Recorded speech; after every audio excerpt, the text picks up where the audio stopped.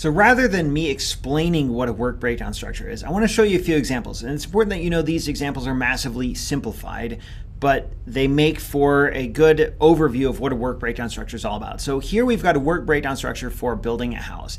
And this is organized in terms of phases, where this house is going to be put up in several phases. We're going to plan it, we're going to design it, build it, which actually takes the most amount of time, inspect it, and then close out, hand it off to the new owners.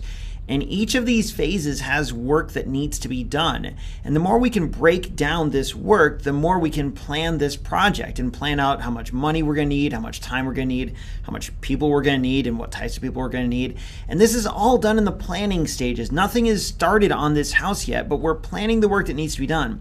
And we know what work needs to be done because we've got people on our team who are familiar with building a house, and they know that we need to put up a foundation, we need to put up a frame, we need to run plumbing, electrical, those types of things. And so if we can plan that out on a work breakdown structure, then we know what to do throughout the course of the project. For instance, building the house, we need those elements: foundation, frame, and roof. Well, there's more than just a foundation. We need to do a lot of work to make that foundation, and so we would continue to break this down into sub elements and subcategories, and eventually down to individual work packages. And a work package is the lowest level that you can possibly go in a work breakdown structure, and that's what you assign to a single person as the point of contact to say, is this work package done? So this is one way of building a work breakdown structure. Here's another way on another house construction project, and this has a couple different elements. We've organized the work in terms of percentages. So up here, we can see that 100% of the work, well, it's pretty small, but it's on there. 100% of the work is required for building this house. But what does that 100% of the work look like when we start to break that down? 45.6%. I don't know how they arrive at that 0.6%, but that's what they've decided here. 45.6% is internal, 24% is foundation, and 30.4% is external. Those three together add up to 100% of the work. But how does the internal work break down? Well, if we break it down, we've got electrical and plumbing. And we can see that plumbing is 33% roughly, and electrical is roughly 11%. Together, those add up to this 45.6%. Same with foundation, same with external. The more we break it down, the more we can plan the work that's required.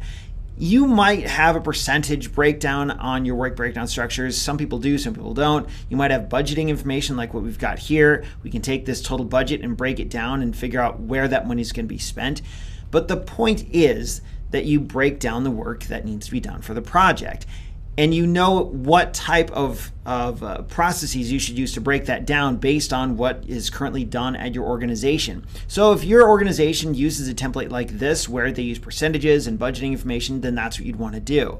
But you might not do that depending on your organization. We're not going to get this granular in class, but just know that these types of work breakdown structures do exist.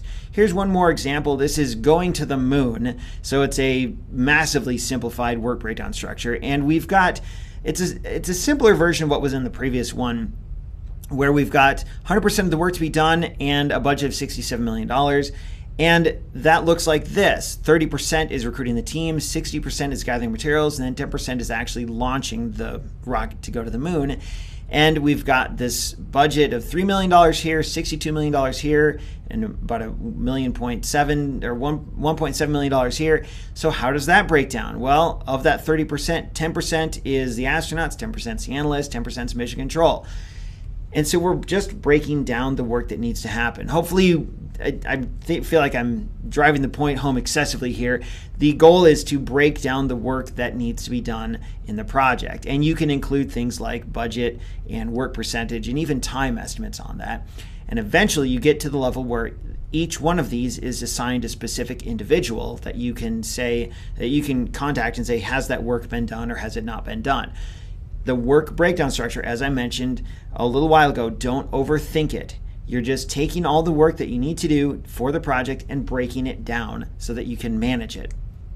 A work package is the lowest level of items on a work breakdown structure, and the goal of a WBS is to break everything down into work packages. Work packages should have time estimates. so that you know roughly how long it's going to take to get individual work packages done. And then you can plug those time estimates into software to get a nice chart, a Gantt chart or some other tool that you can use to track completion of the project over time. And you can't do all this without a clear knowledge of scope. So earlier when I said that you shouldn't do any more or any less work than what's required, a work breakdown structure helps make sure you meet that target of not too much and not too little. This is all done in the planning stage. We haven't done anything with the project yet. We're just getting all of our ducks in a row so that when we start the project, we know what work needs to happen and how long it's all going to take, how much is it going to cost, the percentage that it's going to be of the total work if you want those elements on the work breakdown structure. Two more quick examples. These are just from the textbook. This is a WBS organized by product deliverables rather than project phases. So for this intranet, we've got a website design, homepage, meeting pages, and sales pages. So we've got different elements of the whole project, and then we've broken those elements down into sub-elements. So it's a little different than project phases. Like instead of the planning phase, the design phase, the testing phase, we've just got deliverables. And for those deliverables, we need different work to happen, and that's how this is broken down. And then finally, we've got another one that's organized by project phases, and we've kind of already covered this, but it's a little more IT centric here. We've got, for this software product release version 5.0, we've got different phases of the project: project management, collecting requirements, detailed design, construction, integration, and testing, and then work that needs to happen during those phases. Each phase has different work packages that need to be done, and you can see the same information in a list format if you look at page 215 in your textbook. Remember that there's no single correct way to make a WBS, and the important lesson here of all this is that you need to make a WBS. The more you break down the work that needs to happen in your project, the better it's going to go for you as you manage all of the work that needs to happen on your project.